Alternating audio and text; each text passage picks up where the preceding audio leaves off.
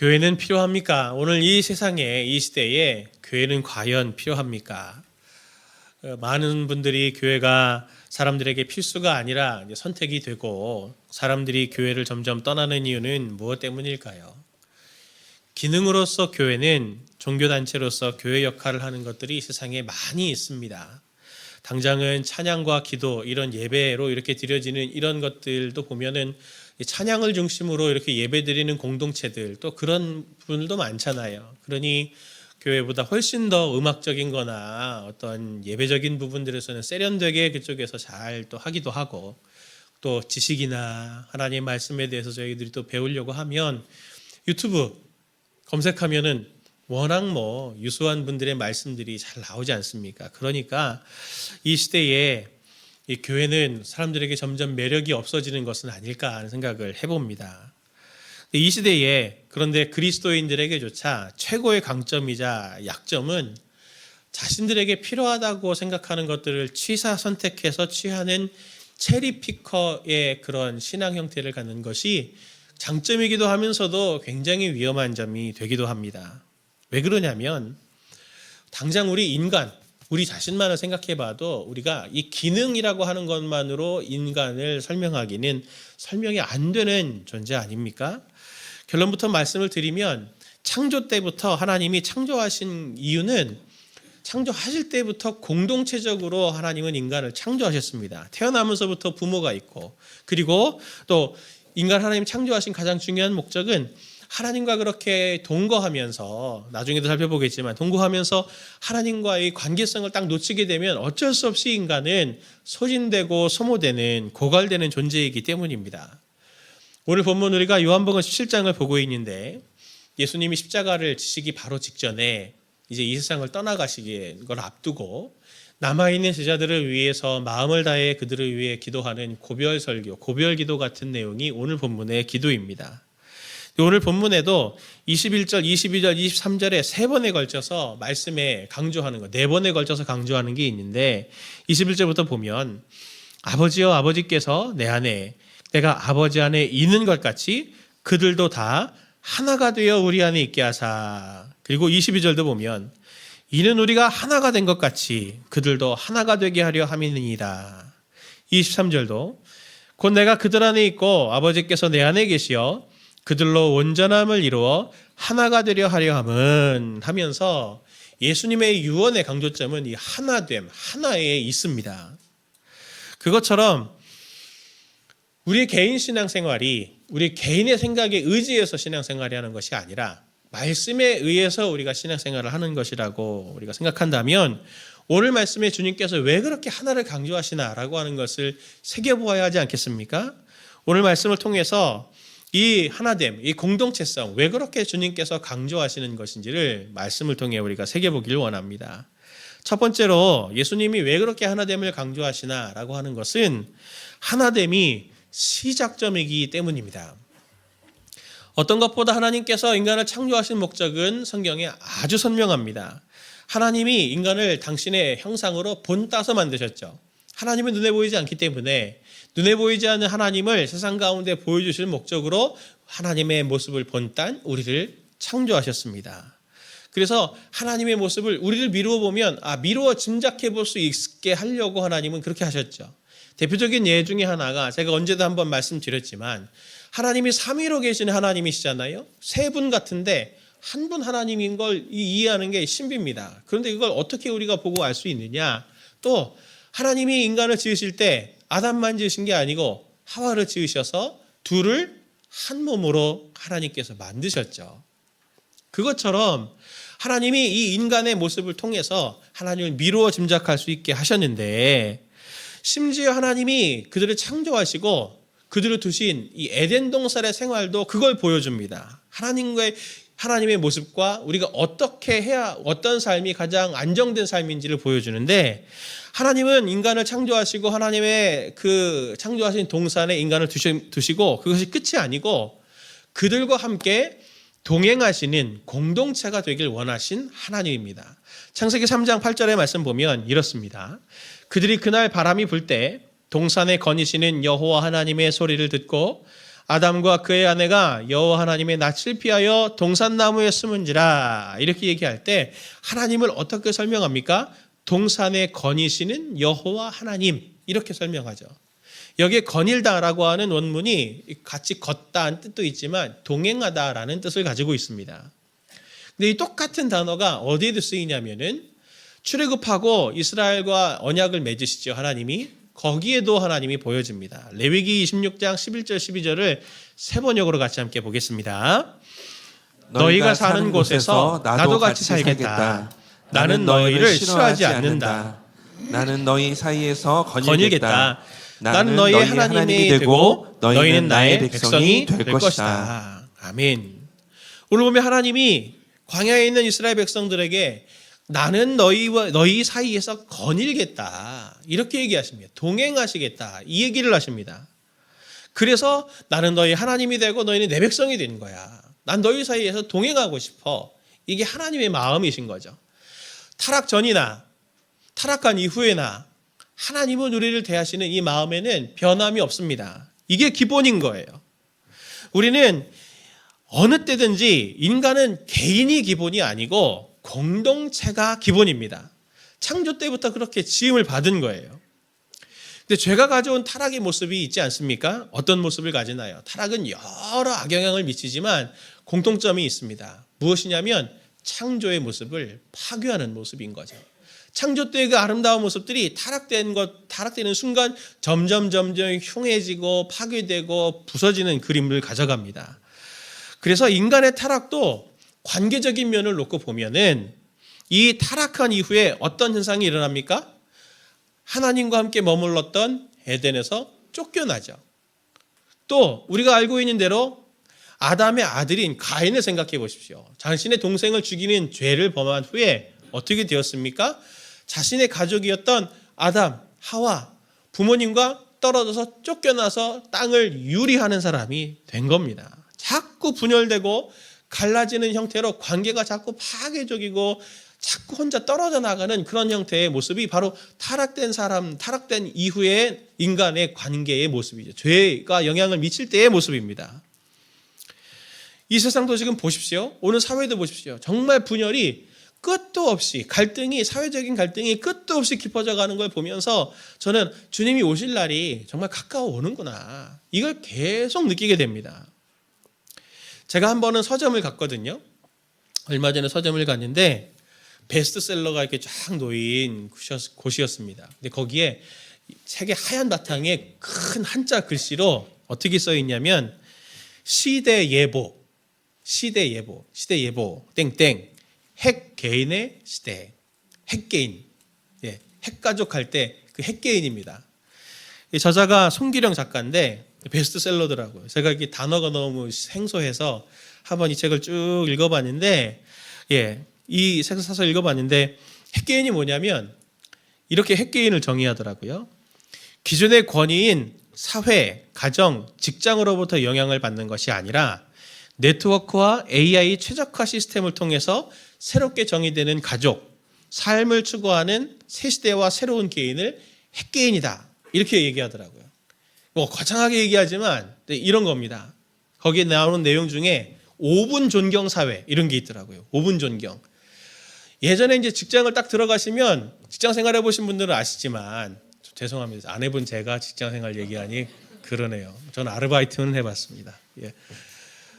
사역이나 뭐든지 보면은 이 노하우라는 게 있잖아요. 지식이라는 거 어떻게 배웠습니까? 누구에게 배웠어요? 일명 사수, 선임자, 부장님, 과장님 이런 분들에게 배우니까 그분들이 존경하잖아요. 근데 그분들이 얘기하면 5분 동안 존경한다는 거죠. 5분 동안. 왜냐하면 딱 찾아보면 바로 저 말이 맞는지 틀린지 인터넷에 써 있으니까. 예. 이제는 그 존경심은 5분밖에 안 간다. 그런 얘기예요. AI.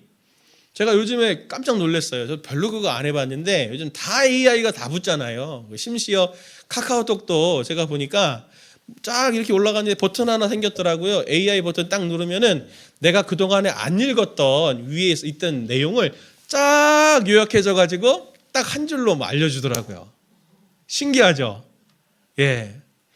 이젠 부모님의 역할이 별로 필요 없어요. 부장님의 역할이 필요 없어요. 전부 네트워크와 AI 최적화 시스템을 통해서 새로운 인간관계, 새로운 가족관계가 맺어가는 그런 개인이 중요해져가는, 개인의 선택에 의해서 관계가 맺어가는 시대가 바로 핵개인의 시대다라고 이렇게 얘기하더라고요.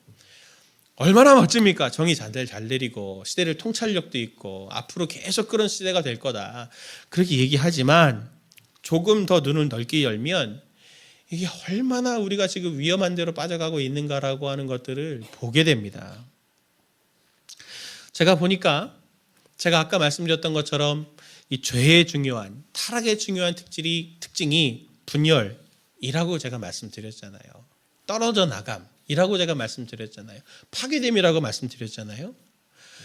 제가 보니까 지금 우리가 사는 시대를 4차 산업혁명 시대라고 얘기하더라고요. 4차 산업혁명이 뭔가 제가 찾아봤더니 물리, 디지털, 그 다음에 생물체계가 다 융합이 돼서 사회, 경제 모든 영향력을 미치고 있는 이 시대를 4차 산업혁명 시대라고 하는데 제가 보니까 그게 딱 맞아요. 그런데 4차 산업혁명 시대를 이끄는 가장 중요한 키워드 중에 하나가, 물체 중에 하나가 뭐냐면 그게 우리 성도님들 다 갖고 계시는 스마트폰이에요. 스마트폰.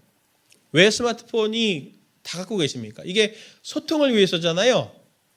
소통을 위해서 이 스마트폰을 갖고 있는데 최고와 최적의 도구를 가지고 있는데 한편으로 스마트폰이 있다고 성도님들 가정에, 성도님들 삶에 소통이 잘 이루어지고 있나요? 저희 집에도 일어나는 현상 중에 밥을 먹으면서도 제가 스마트폰을 보고 있더라고요. 마주 같이 먹는데. 같이 밥을 먹지만 핵개인이에요. 핵개인. 저 사람과 나는 지금 밥만 같이 먹을 뿐이지 교감이 없어요. 여기서는 아무런 교감이 없어요. 그걸로 끝이에요. 그러니 가치는 있으나 다 독거노인이요, 독거중년이요, 독거청소년이요, 독거청년인 거예요. 같이 있으면 뭐합니까? 다 분열되어 있고 생각이 다 다르고 자기의 생각이나 고민이나 이런 거 나누지 않잖아요. 얼마나 비참한 시대를 살아가고 있습니까? 결과가 무언가요? 정말 주변을 한번 돌아보십시오. 왜 그렇게 우리 주변에 불안장애 겪는 사람들이 많고 심리적인 장애 겪는 사람들이 많고 무슨 신드롬 이름 붙어서 정신과 치료받고 상담받는 분들이 왜 이렇게 흔해진 이유는 도대체 무엇 때문입니까? 지식이 부족해서입니까? 다 원인들이 이게 보여주는 게 무엇입니까? 우리 지금 사단에게 속고 있는지도 몰라요. 사람들은 계속 핵개인의 시대 이렇게 얘기하면서 그렇게 핵개인으로 내가 뭔가 좀 더 빠른 정보를 찾고 그런 삶의 패턴들을 내 삶에 익히면 유익한 것 같고 앞서가는 것 같고 멋져 보이는 것 같지만 사단은 그렇게 우리를 속여서 개인을 철저히 존중받아야 된다라고 하는 그 미화 속에서 개인이 되어져서 철저히 사람들에게는 소외되고 단절이 되고 파괴적인 그런 고통들을 계속 덧대어가게 하려고 하는 그러한 작전들에 우리가 말려들고 있는 것은 아니냐 하는 것을 말씀드리는 겁니다. 그런 것들이 사회현상으로는 무슨 비혼, 딩크, 낙태, 동성애 이런 것들로 나타나서 개인의 의견과 개인의 의사를 존중해줘라. 그게 미덕이다 라고 말하면서 당장은 좋을 것 같지만 미래를 완전히 몰살시키는 그러한 안타까운 시대 속에 우리가 살아가고 있는 것은 아니냐 이겁니다. 정말 아름다운 것은 하나님이 창조하신 것들입니다. 제가 엊그제도 눈이 왔잖아요. 제가 아파트 교회 오려고 딱 문을 나섰는데 로비를 탁 나왔는데 항상한 나뭇가지에 눈이 싹 쌓였어요. 너무 아름답더라고요. 보셨죠? 예, 제가 너무 이뻐가지고 사진을 착각 찍었어요. 찍는 순간 후회했죠. 그게 아니에요. 이건 저게 아니에요. 이 사진은 저 느낌을 줄 수가 없어요. 성도님들 그걸 다 경험하지 않았습니까? 바다, 사진 봤으니까 바다 갈 필요 없어. 이런 거 아니잖아요. 그 철썩거리는 소리와 그 바람과 그 바다의 냄새와 그 광대하고 넓은 그 탁 트인 그런 광경 이런 것들은 모방하는 그 무엇으로도 그것은 대신할 수가 없습니다. 하나님이 창조하신 그것은 비슷한 거하고는 경험해봐가지고는 비교 자체가 안 되잖아요. 정말 아름다운 것은 하나님께서 창조하신 것입니다. 창조가 가장 아름다운 거예요. 이 세상은 자꾸 우리에게 속이려고 해요. 우리에게 기준점은 선명합니다. 창조예요. 창조가 가장 아름다워요. 그걸 생각할 때 우리는 관계에 있어서는 우리에게 기본은 개인이 아니고 공동체다라고 하는 것을 우리가 다시 자리매김하고 이것을 회복할 수 있어야 합니다. 그것이 회복될 때 진짜 우리에게 생명이라고 하는 것이 누려지게 되는 거죠. 그래서 하나님이 우리에게 자꾸 하나됨을 강조하는 것입니다. 두 번째로 하나님께서 왜 하나됨을 강조하냐면 하나됨이 사명입니다. 우리가 그렇게 하나됨에 자꾸 죄가 타락에 속아서 죄의 세력들에 속아서 하나됨을 깨고 있기 때문에 우린 자꾸 하나됨을 사명으로 가지라고 주님께서 말씀하시는 이유가 여기 있는 겁니다. 바울이 예수님의 사역에 대해서 얘기할 때 이렇게 말합니다. 에베소서 2장 14절 이후의 말씀에 이렇게 말합니다. 같이 함께 봅니다. 그리스도는 우리의 평화이십니다. 그리스도께서는 유대 사람과 이방 사람이 양쪽으로 갈라져 있는 것을 하나로 만드신 분입니다. 그분은 유대 사람과 이방 사람 사이를 가르는 담을 자기 몸으로 허무셔서 원수된 것을 없애시고 여러 가지 조문으로 된 계명의 율법을 폐하셨습니다. 그분은 이 둘을 자기 안에서 하나의 새 사람으로 만들어서 평화를 이루시고 원수된 것을 십자가로 소멸하시고 이 둘을 한 몸으로 만드셔서 하나님과 화해시키셨습니다. 아멘. 예수님이 하신 사역을 둘이었던 것을 하나로 만드는 하나됨의 사역이었다고 하는 것을 말씀하고 계세요. 그리고 더 이어 나아가서 우리에게 주신 사명도 다르지 않다라고 말합니다. 고린도서 5장 17절부터가 이렇게 말하는데 그런즉 누구든지 그리스도 안에 있으면 새로운 피조물이라 이전 것은 지나갔으니 보라 새 것이 되었도다. 모든 것이 하나님께로 났으며 그가 그리스도로 말미암아 우리를 자기와 화목하게 하시고 또 우리에게 화목하게 하는 직분을 주셨으니 하면서 우리에게도 주님과 같은 화목하게 하는 직분을 주셨다라고 말하고 에베소 4장 3절에서도 이렇게 말합니다. 성령이 여러분을 평화의 띠로 묶어서 하나가 되게 해주신 것을 힘써 지키십시오. 그리스도의 몸도 하나요 성령도 하나입니다. 이와 같이 여러분도 부르심을 받을 때에 그의 부르심의 목표인 소망도 하나였습니다. 주님도 한 분이시요 믿음도 하나요 세례도 하나요 하나님도 한 분이십니다. 이 말씀들은 우리가 하나가 되는 것이 사명이다. 하나가 된 것을 지키는 것이 사명이다라고 하는 것을 힘주어서 강조합니다. 성도님들 한 주간을 뒤돌아보면서 수많은 사람들을 만나고 뭐 사업 때문에 일 때문에 또 여러 가지 이유로 사람들을 만나는 그 관계들을 이어가셨지만 그 관계들을 한번 생각해 보십시오. 어떻습니까? 그 사람들 모두 성도님들에게 뭔가를 원하지 않았나요? 그렇죠? 예. 저희 집에도 말씀드렸잖아요. 필요할 때만 카톡을 해요. 예. 아빠. 그러면 반드시 그 뒤에는 그 다음에는 요구사항이 나오죠. 예. 심지어 자녀와 아이들 사이에 자녀와 부모 사이에도 속상할 때는 내가 어떻게 했니 너가 나한테 이럴 수 있어 하면서 뭔가 해주는 그 부모의 사랑도 기대감을 가지고 뭔가를 바라는 것들이 있는데 순수한 인간관계는 어디에도 없지 않습니까? 그런데 누굴 만나더라도 결이 맞는 사람들만 만나잖아요 우리가. 그런데 사람들을 있는 그대로 순수하게 만나는 그 관계 그리고 만남 자체가 사명이 되고 하나됨 자체가 목적이 되는 그런 모임은 세상에 어디에도 없습니다. 어디에만 있나요? 바로 교회만 그러한 곳이죠. 예수님 때로부터 유대인들에게는 죄인들과 의인이라고 하는 기준을 뛰어넘는 제자 공동체가 있었습니다.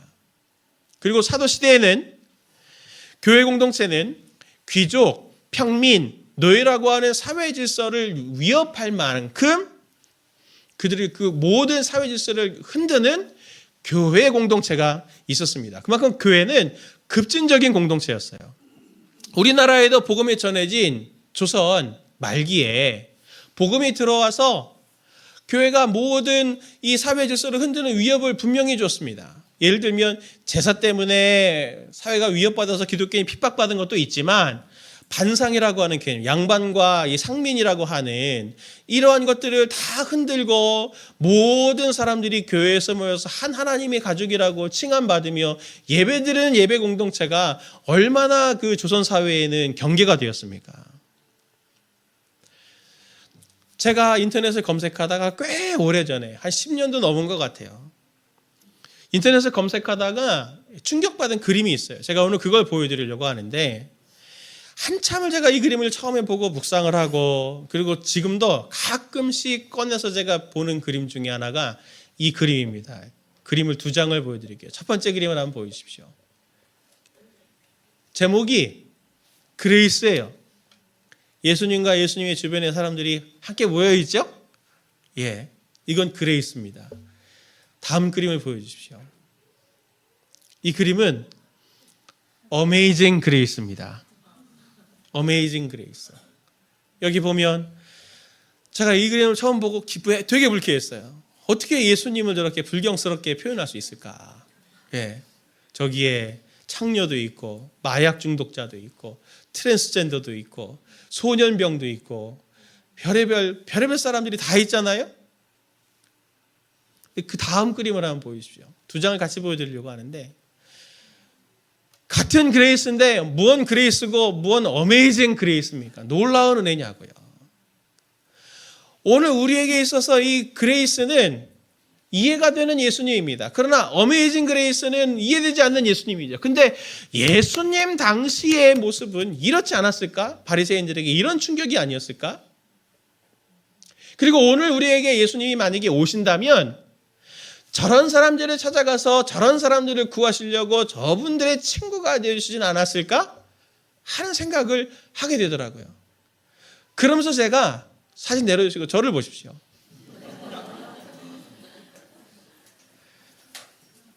오늘날 우리 교회에 내가 섬기는 교회, 저 그림을 제가 처음 봤을 때 내가 오늘 섬기는 이 교회에 저 어메이징 그레이스에 나오는 사람이 한 명이라도 와서 예배를 드릴 수 있을까 과연?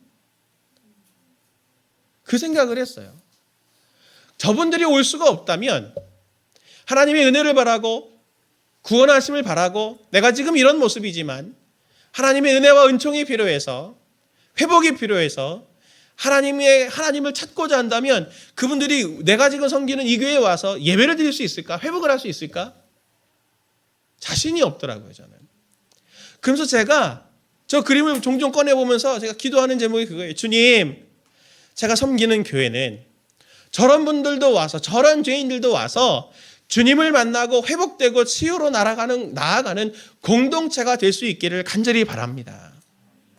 제가 그걸 놓고 기도하고 있어요. 저는 우리 교회가 정말 저런 분들이 올 수 있는 교회가 되기를, 그런 공동체가 되기를 꿈꿉니다. 그들이 연약하지만 그들의 죄를 고백하고 회개하기를 위해서라면 문신해도 괜찮습니다. 장애를 가져도 괜찮습니다.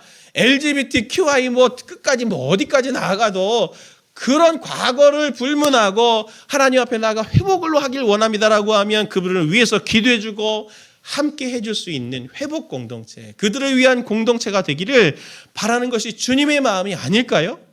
그게 교회가 되지 않을까요? 바리새인들이 하나님의 나라를 언제 볼 수 있습니까? 라고 예수님께 물을 때 예수님이 이렇게 얘기하셨습니다. 누가복음 17장 20절에서 21절 말씀을 같이 함께 봅니다.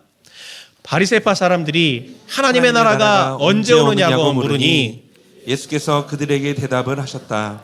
하나님의 나라는 눈으로 볼 수 있는 모습으로 오지 않는다. 또 보아라 여기에 있다 또는 저기에 있다 하고 말할 수도 없다. 보아라 하나님의 나라는 너희 가운데에 있다. 하나님의 나라는, 완성된 하나님의 나라는 종말 때 올 거예요. 그 전까지는 안 보입니다. 그러나 예수 그리스도께서 이미 가지고 오신 시작된 하나님의 나라는 어떻게 볼 수 있느냐? 너희들을 보면 된다. 너희들이 모여있는 너희 모임을 보면 너희 모임 속에 하나님의 나라가 구현되고 있다는 걸 볼 수 있다. 제가 그래서 영어 성경으로 표현을 그렇게 한 거예요. 누가복음 17장 20절 말씀만이 아니라 마태복음 18장 10절 말씀을 보면 예수님이 이렇게 말씀하십니다. 두세 사람이 내 이름으로 모인 곳에는 나도 그들 중에 있느니라. 하나님의 나라는 두세 사람이 모인 제자들의 공동체를 통해서 보여지고 누려질 수 있는 겁니다. 하나님의 나라는 눈에 보이지 않지만 내 이름으로 모인 제자들을 들여다보면, 그들의 모임을 들여다보면 세상에서는 볼 수 없는 하나님의 나라를 맛볼 수 있다. 세상에는 그레이스의, 아까 보셨던 그레이스의 그 무리 정도는 이해해줘요. 그러나 어메이징 그레이스에서 보이는 그 사람들과 같이 하고 싶지는 않아 하죠. 심지어 죄가 있는 것이 아닌데 장애인과 같이 있는 것조차 불편한 우리 아닙니까? 아무것도 바라지 않고 모이는 것이 중요하고 주님을 사모한다는 이유만으로 함께 모여 있는, 함께 그 자리를 지킬 수 있는, 함께하는 공동체로 있다는 것만으로도 세상에는 이런 모임 없습니다. 이곳에 하나님이 계시군요 라고 하는 굉장한 실존 증거가 되지 않겠냐 하는 겁니다. 그래서 예수님은 이렇게 말씀하신 거죠. 요한복음 13장 35절. 너희가 서로 사랑하면 이로써 모든 사람이 너희가 내 제자인 줄 알리라. 이렇게 말씀하셨고, 오늘 본문의 17장 21절 말씀에도 세번역으로 보니까 아버지께서 내 안에 계시고 내가 아버지 안에 있는 것 같이 그들도 하나가 되어서 우리 안에 있게 하여 주십시오. 그래서 아버지께서 나를 보내셨다는 것을 세상이 믿게 하여 주십시오. 저는 오늘 이 말씀을 보면서 뼈저리게 공감합니다. 제가 이걸 보고 있어요. 성도님들이 매주 모여 말씀을 중심으로 삶을 나누는 그 다락방 모임을 통해서 저는 하나님이 성도님들 가운데 지금 일하고 계시구나, 하나님의 나라가 임재해 있구나라고 하는 것을 거의 매주 봅니다. 성도님들의 삶을 나누면서 같이 어떤 성도님의 눈물과 아픔을 보면서 같이 공감하고 울어주면서 함께 기도하는 그분들의 모습을 보면서, 그리고 또 그 사람의 그 가슴 아픔을 보면서 밤잠을 설쳐가면서 또 내가 할 수 있는 것들을 가지고 어떻게든 그 사람들을 위로하려고 애쓰는 어떤 홍길동 성도님들을 보면서, 그리고 오래 기도해왔던 기도의 제목들이 응답됐을 때 사촌이 땅을 사면 배가 아픈 게 세상의 원리잖아요. 그런데 그 오랜 기도가 응답이 돼서 마치 내 기도가 응답된 것처럼 함께 기도하는 다락방 성도님들의 모습을 바라보면서 세상에는 이런 모습이 없는데 여기에만 볼 수 있어서 하나님의 나라가 다락방 안에 임해져 있구나, 성도님들의 삶 가운데 하나님의 나라가, 하나님의 다스림이 구현되고 있구나라고 하는 걸 보면서 저는 감사의 고백을 할 때가 한두 번이 아닙니다. 사랑하는 성도님들, 핵개인의 시대 속에서 생명과 구원과 하나님의 나라를 세상에 선포하는 가장 중요한 방식, 효과적인 방식은 세상에 없는 하나님의 나라의 모습을 우리의 존재로 보여주는 거죠. 함께 모임으로, 하나가 됨으로, 그것으로 세상에 하나님의 나라가 임했습니다, 하나님이 당신들을 다스리십니다라고 하는 것을 증거하는 증명 공동체가 되는 저와 성도님들 되시기를 예수님의 이름으로 축원을 드립니다. 마지막 세 번째로, 예수님은 왜 그렇게 하나님의 하나됨을 강조하시는가라고 하는 것은 하나가 되려 할 때 우리가 온전해지기 때문입니다. 충격적인 사실을 제가 알려드립니다. 충격적인 사실, 다 알고 있는 것 같지만 충격적인 사실, 무엇이냐? 예수님께서 십자가에 죽으시고 이 땅에 오신 것은, 부활하신 것은 나 개인을 구원하시기 위한 것이 아닙니다. 더 근본적인 이유가 있어요. 예수님이 우리 가운데 오셔서 우리를 구원하신 것은 나 하나 구원하자고 예수님이 십자가에 달리신 것이 아닙니다. 무엇이냐면 최종 목적은 여기에 있어요. 주님이 가르쳐주신 기도를 보십시오. 마태복음 6장 9절부터 10절 말씀을 보면 주기도문이 나오는데 세번역으로 봅니다. 그러므로 너희는 이렇게 기도하여라. 하늘에 계신 우리 아버지, 이름을 거룩하게 하여 주시며 그 나라를 오게 하여 주시며 그 뜻을 하늘에서 이루심같이 땅에서도 이루어 주십시오. 하나님께 기도할 때 하늘에 계신 나의 아버지 이렇게 기도하지 말고 우리 아버지라고 기도해라. 그러면서 공동체를 놓고 기도하라고 기도를 가르쳐 주셨어요. 그리고 기도의 내용이 뭡니까? 그 하나님의 나라가 이 땅에 임하게 해 주십시오라고 하는 그걸 간구해라. 이게 최종적인 목적이에요. 요한계시록에도 하나님의 나라가 그래서 이 땅으로 내려오는 거 아닙니까? 예수님은 우리 아버지로 시작하는 기도를 가르쳐 주셨고, 기도의 내용은 그 하나님의 나라, 아버지를 하나님으로 둔 아버지의 나라 공동체가 이 땅에서 완성되는 걸 꿈꾸라고 우리에게 기도를 요청하신 거예요. 그것을 위해서 예수님이 하신 게 뭡니까? 17장 23절 오늘 말씀을 세 번역으로 다시 함께 보겠습니다. 같이 봅니다. 내가 그들 안에 있고 아버지께서 내 안에 계신 것은 그들이 완전히 하나가 되게 하려는 것입니다. 주님이 우리 가운데 오신 것, 인간이 돼서 우리 가운데 오신 것, 제자들 가운데 있게 되신 것은, 그들 안에 있게 된 것은 그들이 완전히 하나가 되기를 원해서입니다. 예수님은 이걸 꿈꾸고 계셨어요. 예수님이 하나님이시지만 성육신이라는 방식으로 인간이 되셔서 우리 가운데 오셔서 하나님과 예수님과 우리 인간이 신비적인 연합을 이루게 되는 하나의 공동체가 되게 하시려고 예수님이 인간이 되셔서 우리 가운데 오신 겁니다. 우리를 하나로 묶어주신 거예요. 죄투성이인 우리 틈바구니 속에 찾아오셔서 정말 하나님 입장에서는 도저히 참을 수 없는 그러한 존재들인 우리의 틈바구니에 오셔서 하나님의 장점과 온전함을 우리에게 끊임없이 흘려주셔서 우리를 성장하게 하시고 온전케 하시고 죄로부터 놓이게 하신 것이 하나님의 구원 아닙니까? 우리가 주님께서 우리에게 화평케 하는 직분을 맡기셨다라고 하는 것을 우리가 앞에서도 살펴봤지만 그 화평케 하는 직분을 우리가 이어서 섬기려고 한다면 우리에게 필요한 것이 무엇이겠습니까? 동일하게 성육신의 원리를 실천하는 거 아닐까요? 우리 지체들 속으로 들어가야 되는 거 아닐까요? 하나 되어야 하는 거 아닐까요? 제가 전에도 한번 말씀드렸지만 제가 요즘에 유행하는 MBTI로는 ISTJ입니다.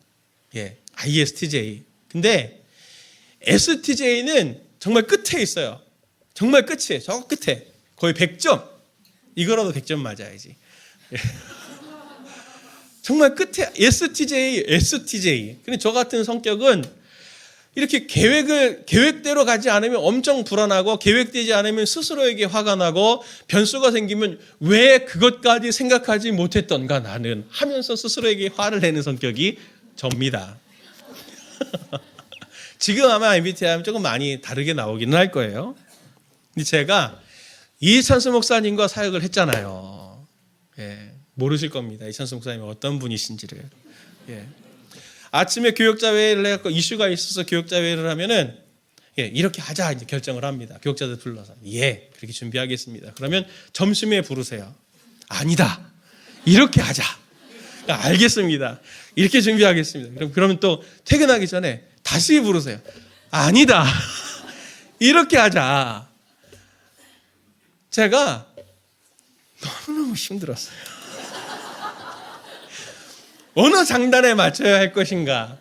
과연 내일 아침에는 또 우리를 만나게 되지는 않을 것인가? 뭐 중요한 거일수록 몇 번을 만나야지 몰라. 전날까지 만나요. 진짜 전날까지 만나요. 전날까지. 제가 심지어는 어떤 때는 여기서 조금 더 가면 내가 공황장애가 진짜 오겠다. 할 만큼 힘들었어요. 그래서 제가 어떤 때는 심각하게 내가 이제 도저히 내가 사역을 못하겠다고 목사님께 말씀을 드려야 되지는 않을까? 막 이제 이런 생각을 할 만큼 정말 저하고 이찬수 목사님은 안 맞습니다. 안 맞았어요. 제가 워낙 담임 목사님들에 대해서도 상처가 많은 분이어서 이찬수 목사님을 대하는 것도 사실 어려웠지만 제가 그날을 잊지 못합니다. 뭐 어떤 특별한 사건이 있었는데 임계점 같이 저한테 탁 들어온 한 날이 있었어요. 그날 이후로 제가 전과 후가 너무 달라졌죠. 그날에 있었던 중요한 제 내적인 변화가 뭐냐면 이찬수 목사님을 제가 제 담임 목사님으로 받아들이기로 한 거예요. 정말 사회적인 관계가 아니고 정말 제 목양자시고 제 인생의 선배이기도 하시고 저의 멘토입니다. 제가 목사님께 이제 신뢰를 다 드립니다라고 하는 그날이 있은 후에 놀라운 변화가 생겼습니다. 어떤 변화가 생겼냐? 그분에게 배울 점이 너무 많은 거예요. 너무 배울 게 많은 거예요.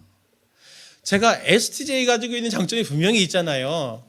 그게 있기 때문에 또 그게 이찬수 목사님께는 분명히 도움이 됐을 겁니다. 그러나 STJ이기 때문에 제가 가지고 있는 한계도 분명하거든요. 여행 같은 데 가면은 누리지를 못해요. 계획대로 가는 게 중요하니까. 경치가 안 보여. 예, 계획대로 가는 게 중요해요. 그 식당이 문을 닫으면 안 돼. 네, 그런 성격인데 누리지를 못해요. 그런데 그러다 보니까 이찬수 목사님의 사역과 그분이 쓰는 마음과 상황을 대하시는 이런 것들을 보면서 저렇게 해도 사역을 해도 될 수 있고 저게 내가 놓치고 있었던 거구나 하면서 제가 그분을 통해서 굉장히 많이 배우게 되었습니다. 하나님께서 성도님들에게 다락방 지금 조정했잖아요. 조정해서 연락들이 가고 할 텐데 제가 정말 어제 제가 순장님들께 주소록을 드렸는데 전날까지도 그날 아침까지도 제가 놓고 다시 보면서 기도하면서 제가 우리 순장님들 그리고 성도님들 한 사람 한 사람을 놓고 어떻게 영적인 유익을 하나님 꼭 주시기를 바랍니다. 이 다락방을 통해서 기도하면서 제가 그렇게 고심고심하면서 다락방 편성해서 드린 거예요. 근데 그렇게 했는데 안 맞는 사람 있을 수 있잖아요. 그렇죠? 나하고 전혀 다른 사람들도 정말 싫은 사람들도 있을 수 있어요. 다락방만이 아니고 나의 사회적인 관계 속에서도 원수처럼 외나무 아래에서 딱 만나는 사람들이 있을 수 있잖아요. 그럴 때 어떻게 하셔야 됩니까? 박수를 치면서 대박 선물이구나. 하나님이 이 사람들을 통해서 나를 성장시키시고 성숙시키시고 온전케 하시려고 하는 특별한 섭리가 있나. 그러면 피해 갈 만한데 어떻게 이렇게 외나무 다리에서 만나게 하시나 하면서 기뻐하고 즐거워하셔야 됩니다. 정말. 예. 그분을 마음에 받아들이셔야 돼요. 그럴 때 진짜로 우리의 존재가 예수님을 닮게 됩니다. 내가 가지고 있는 장점 외에 연약한 지점들이 보완이 되게 돼요. 저희 집에도 저에게 가끔씩 하는 그런 얘기하는 사람이 있거든요. 정말 당신은 나하고 안 맞아. 예. 그래서 제가 그러죠. 그 얘기 들을 때마다 이제 마음 들 상해하고, 예. 그래, 나도 내가 마음에 안 드는데 어떻게 당신이 내 마음에 들겠냐. 내가 당신의 마음에 들겠냐 하는데 그 마음에 안 들어하는 그분 때문에 제가 엄청 성장했답니다. 사실은. 제가 제일 감사한 게 그거예요. 이 사람을 만나게 해주셔서 하나님 감사합니다. 제가 늘 그렇게 기도하는데 정말 이게 우스갯소리가 아니에요. 우리 웃으면서 말씀을 나눴지만 하나님께서는 성도님의 삶에 섭리하고 계십니다. 그걸 꼭 믿으세요. 하나님께서 우리로 하여금 이렇게 개인이 되면 편하죠. 개인이 되면 편합니다. 그러나 하나 되면 또 불편해요. 그러나 그렇게 서로가 하나됨을 통해서 하나님께서는 놀라운 일을 행하시는 게 무엇이냐면 그게 고린도전서 12장 18절 이하에 나오는 말씀이죠. 그러나 이제 하나님께서 그 원하시는 대로 지체를 각각 몸에 두셨으니 오직 하나님이 몸을 고르게 하여 부족한 지체에게 귀중함을 더하사 몸 가운데 분쟁이 없고 오직 여러 지체가 서로같이 돌보게 하셨느니라. 장점만 있는 사람은 없습니다. 약점만 있는 사람도 없어요. 앞에서 말씀드렸잖아요. 이찬수 목사님 어른이시죠. 제가 굉장히 존경합니다. 그러나 제가 옆에서 가까이 봤을 때 부족한 거 없을까요? 책 잡을 거 없을까요? 아닙니다. 똑같은 인간이에요. 저 믿지 마세요. 순장님 믿지 마세요. 남편 믿지 마세요. 아내 믿지 마세요. 아이들 믿지 마세요. 믿으면 발등 찍힙니다. 그 대신 영적인 영안을 여십시오. 영안을 여십시오. 영안을 여면 어떤 일이 생기냐면 이런 일이 생깁니다. 사람들을 그 사람들 속에서 보이는 장점이 있고 은사가 있으면 그것들이 얼마나 다채로운지 아십니까? 하나님의 그 다채로움이 보입니다. 그리고 어떤 은사는 나는 저 은사가 없어서 이해를 못하지만 저 은사는 정말 탁월해요. 그걸 보면서 하나님의 그 탁월함이 보이죠. 이게 영적인 눈을 여는 사람들의 태도입니다. 약점이 보이면 어떻게 될까요? 흠잡고 아유 저 사람은 저렇구나 평가하는 방식이 아니고 그분의 약점이 보이면 내가 이걸 보완할 수 있는 장점을 가졌네. 내가 저 사람을 섬겨야지 하는 섬김의 도로 그 사람을 사랑하게 되는 놀라운 섬김의 은혜가 일어나게 되는 거죠. 그렇게 해서 함께 모였을 때 하나님의 이름으로 모인 공동체는 하나님의 나라가 되는 것입니다. 사랑하는 성도님들, 우리 하나님의 나라를 살아냈으면 좋겠습니다. 그것은 하나됨으로 되는 것입니다. 꼭 그것을 기억하셔서 이 다락방에서든지 삶의 자리에서든 어디서든지 하나님께서 성도님을 세심하게 섭리해서 이끄심을 믿고 어떤 일이 있어도 불편하지만 힘들지만 수고롭지만 하나됨을 이루셔서 마침내 주님께서 성도님들에게 주려고 하는 그 온전함이라고 하는 것들을 누려가시는 저와 성도님들 그리고 가정과 교회 되기를 예수님의 이름으로 축원을 드립니다.